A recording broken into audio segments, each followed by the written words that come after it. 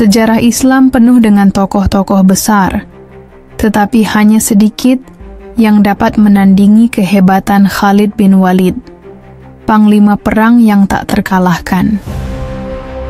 Dijuluki pedang Allah yang terhunus, ia adalah simbol keberanian, kecerdikan, dan kejayaan militer. Dari seorang penentang Islam, ia berubah menjadi pahlawan yang membawa Islam ke puncak kejayaannya di medan perang. Dalam video ini, kita akan menyelami perjalanan hidup Khalid bin Walid secara lengkap, dari masa kecilnya hingga wafatnya, serta bagaimana ia mengukir namanya dalam sejarah.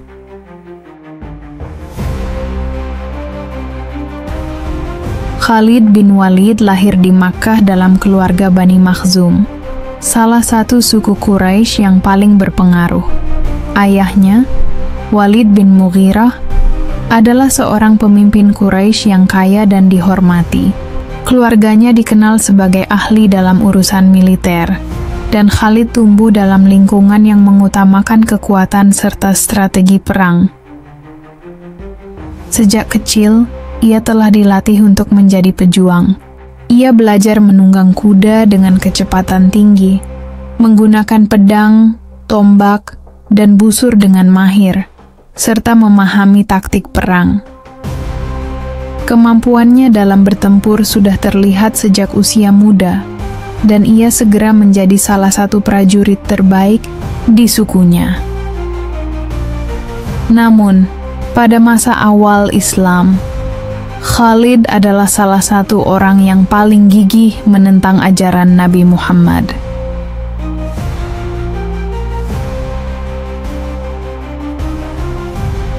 Saat Islam mulai berkembang di Makkah, Khalid berada di pihak Quraisy yang menentang Rasulullah.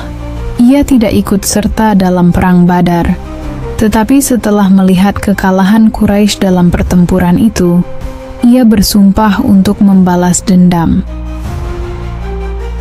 Pada perang Uhud, Khalid berperan penting dalam kemenangan Quraisy.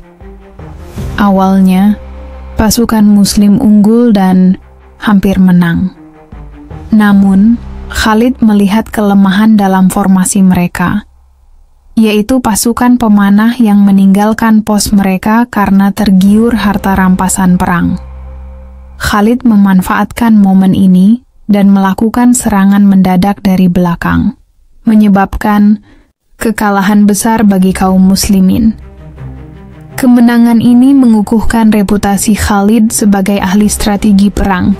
Namun, meskipun sukses dalam pertempuran itu, ia mulai melihat bahwa Islam terus berkembang dan para pengikutnya semakin bertambah.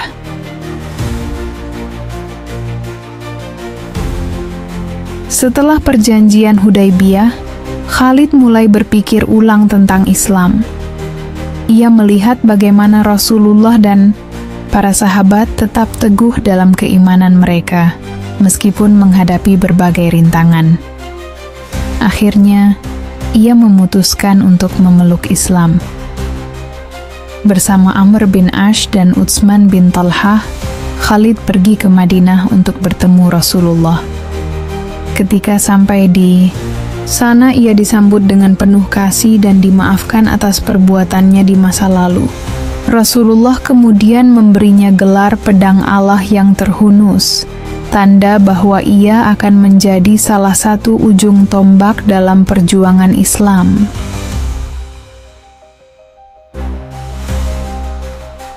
Pertempuran besar pertama yang dipimpin oleh Khalid setelah masuk Islam adalah Perang Mu'tah. Dalam pertempuran ini, pasukan Muslim yang hanya berjumlah ribuan orang harus menghadapi pasukan Romawi yang jumlahnya puluhan kali lipat. 3 panglima Muslim gugur satu persatu, dan keadaan menjadi kritis. Saat itulah Khalid mengambil alih komando.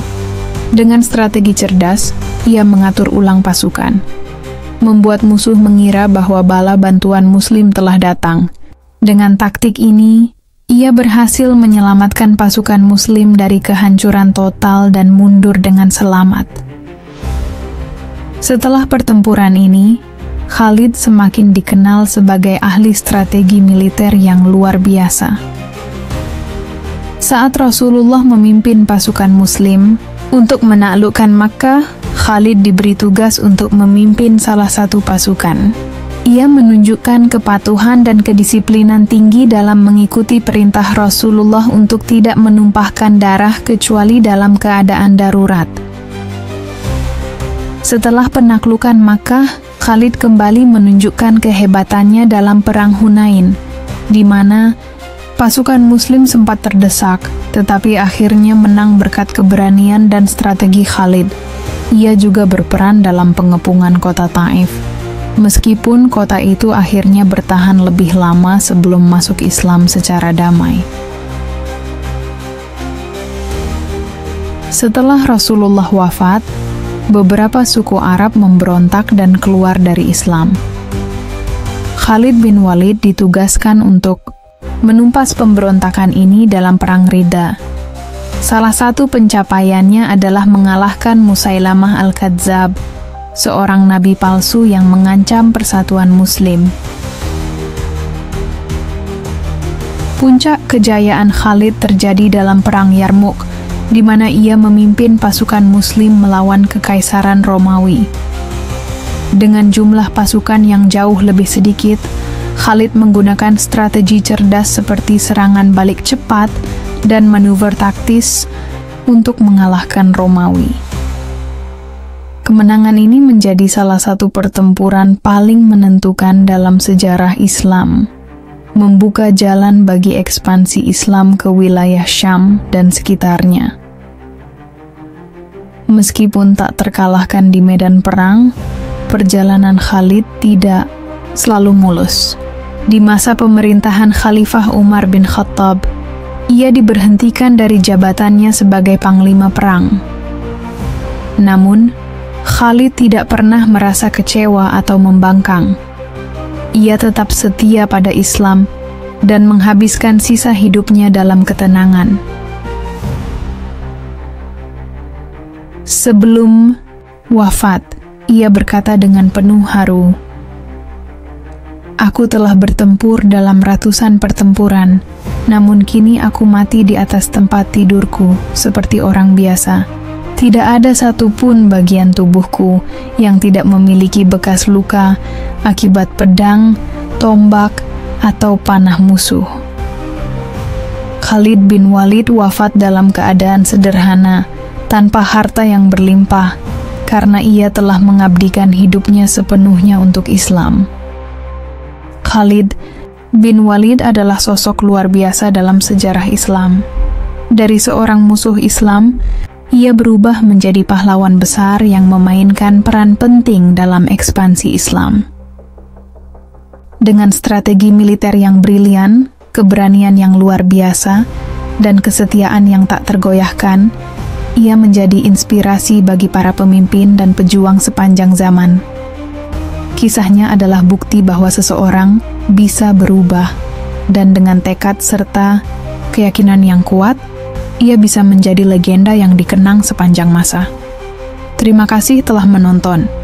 Jangan lupa like, share, dan subscribe untuk cerita sejarah menarik lainnya. Sampai jumpa di episode berikutnya.